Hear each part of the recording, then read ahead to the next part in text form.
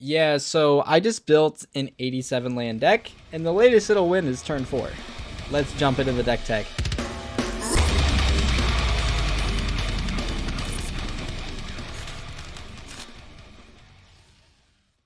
Yo, what is up guys? My name is Patrick, host of EDH Brutality, and welcome back to another video here on the channel. Today we'll be showcasing quite possibly the dumbest deck I have ever seen. So without further ado, how about you sit back, relax, and let's get into it. Now, as you may know, every single EDH deck must be built around a general. So today's commander is Maralen of the Mornsong. For 1 colorless and 2 black, this legendary creature elf wizard reads: players can't draw cards. At the beginning of each player's draw step, that player loses 3 life, searches his or her library for a card, puts it into his or her hand, then shuffles his or her library. Essentially, what our commander is a mass tutor, not only for ourselves, but for everyone in the game. However, before we get too far in today's video, there are some things to note whether you will like or dislike this deck. Thinking of the positives, right off the bat, if you enjoy janky combos, glass cannon strategies, and linear play, you will absolutely love this deck. You will dislike this brew if you dislike combos, you enjoy non-linear play, or even if you don't have access to many different play groups. This is the type of deck that shines brightest when always paired with a fresh set of eyes. If you bring this deck to the same pod more than once, the chances of it winning, it just drops to absolute 0. It will never win again. This deck is essentially the equivalent to a magic trick to Magic the Gathering. The first time you see it, you are absolutely amazed. The second time, once you figure out the secret and the way it operates, it's not so special after all. Don't do it to me. I beg you. No. And this deck is no exception to that. For that reason, we will be showcasing 2 examples in this video and down in the description below. The first being the budgetless option, which can win as early as turn 1, with the absolute latest being turn 4, as mentioned in the intro, with a budgeted option towards the end of the video, which the absolute earliest and latest it can win is turn 5 for the small price of just $49.93. Whether it's budget or budgetless, the premise behind this deck is simple. They are both built around the same 3 cards, the first of which being Maralen. Being a creature tutor herself, she will help ensure an early yet decisive victory on our end, grabbing our combo pieces needed to pull out a victory. This, however, is a double-edged sword in the very reason why this deck will not work when you play it a second or even third time in the same pod, as it also gives a tutor to our opponents which they can access prior to our own tutor. So what they will do is they'll just tutor up any form of counterplay or removal and just yeet us out of the game. It's unfortunate, but if that's the price for the jank, then that's the price we shall pay. This second card this deck focuses on, and specifically the very first we want to draw with our Maralen, is Ad Nauseam. Ad Nauseam reads: for 3 colorless and 2 black at instant speed, reveal the top card of your library and put that card into your hand.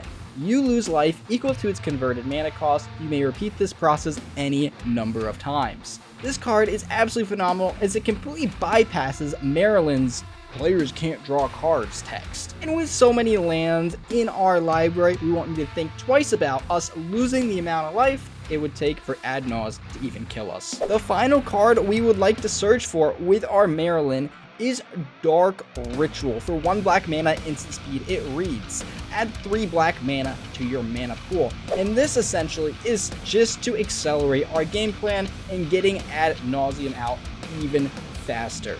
That's honestly the only thing this deck needs to do, is resolve Ad Nauseam. So the faster we can play Ad Nauseam, the better. Our commander Maralen only serves as a tutor for our Ad Nauseam, with Dark Ritual being an Accelerant. This is the main difference between the budgets and the budgetless options for this deck, as the budgetless option provides more fast mana, such as Lotus Petal, Mana Crypt, Mox Diamond, and Paradise Mantle. And although this deck can operate just fine without the Accelerants, I'm looking to play this combo as fast as humanly possible.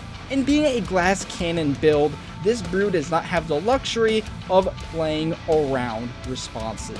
Now, being in a faster meta, I'm sure there's other decks at the pod or table that also are running a similar glass cannon aggro build. So we've got 4 creatures specifically to help protect our life total, as they serve as some sort of protection, commonly known as a chump blocker. The cards I'm specifically talking about is Memnite, a 1/1, Ornithopter, a flying 0/2, Phyrexian Walker, a 0/3, and my personal favorite, Shield Sphere, which is a 0/6 wall. Once again, these are all 0 mana, so we can really spit them out without really affecting our own combo. These 4 creatures are not in the budget brew for the simple reason that I was trying to keep it under $50. However, if you have the money to spend, I highly recommend including these in your deck, as they serve as extremely cheap protection, both mana-wise and dollar amounts. The most expensive card there being Shield Sphere for a total of $5. Now that that's out of the way, we can finally get into the meat and potatoes of this and how this deck wins. So, now that we got ad nauseum to finally resolve on the stack, let's just start revealing cards and putting them in our hand until we have more cards in our hand than all of our opponents' life totals. At this point, we want to keep revealing cards past the life total until we reveal the card Sickening Dreams, as sorcery speed for 1 colors and 1... Oh. I didn't think that through. I'm sorry guys. Anyways, Sickening Dream reads, as an additional cost to play Sickening Dreams, discard X cards from your hand. Sickening Dreams deals X damage to each creature and each player. This will result in the utter destruction of everybody at the table. But wait, that doesn't win us the game. Well, stop right there. Yes, it does. Only if we're in the budgetless version, though. Why? If you're playing the budget version of this deck, winning is not in the budget. You're gonna die with the rest of the table. Why not, you stupid bastard? I'm sorry, I don't know what to tell you. Just buy the fucking cards.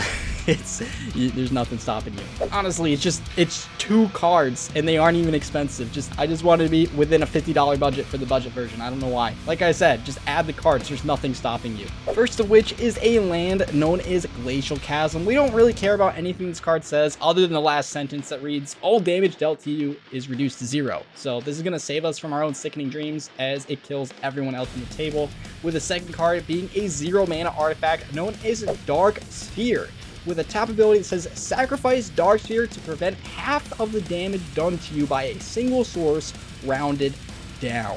And this is where Dark Sphere gets really interesting, because you can't expect to put your entire deck in your hand and then sacrifice the sphere to mitigate half the damage equal to the amount of cards you're discarding. It's just not gonna happen. You don't have enough life. So Dark Sphere really shines when you're only discarding the amount of cards equal to twice your life total minus 1.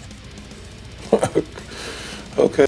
And if you do just that, you just may make it out alive. If you would like to know this deck can win on turn 1, all you need is a Dark Ritual, a Mana Crypt, and of course your Ad Naus in hand. You don't even need to worry about sending out your commander. You could tap the Swamp, play the Dark Ritual, play the Mana Crypt. There's your 5 mana for Ad Naus. Put your entire deck in your hand, and then pass the Dark Sphere, Sickening Dreams, voila. Kill the entire table. And what's really nice about having 87 lands in your deck is you can practically mulligan down as many times as need be, because you always know the next card in your hand will most likely be a land. Of course, don't mulligan if you're playing the budget version. If you're playing the budget version, you're fucked. You're not winning before turn 5, and you're not winning on turn 6. If it's turn 6 and you're still in the game, you lost. But yeah, that's gonna do it for today's video, guys. I thank you all for watching. I hope you enjoyed. And as always, if you want to stay tuned for more future videos on the channel, make sure you like, subscribe, and hit that notification bell down in the bottom right-hand corner of your screen. Something said, my name is Patrick, host of EDH Brutality. Thank you for watching. Hope you enjoyed. And I'll see you in the next video. Peace out, guys.